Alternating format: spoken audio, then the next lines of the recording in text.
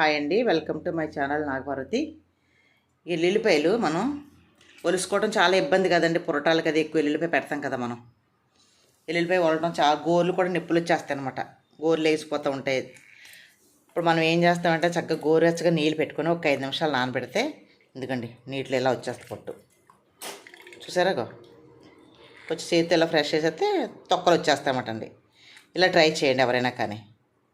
ఎల్లుల్లిపాయలు సింపుల్గా అండి, ఒక 2 నిమిషాలు అంత మీరు ఎంతసేపు కష్టపడి ఒక పావు గంట ఒలుస్తారు అవసరంలా.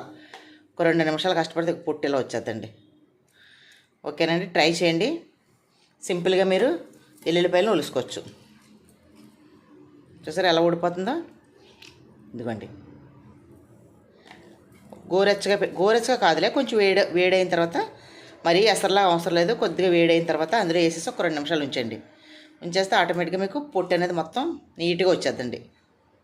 తొక్క మెత్తబడిపోయి మీకు వెమ్మట వస్తుంది, గోర్లు నొప్పి పట్టదు.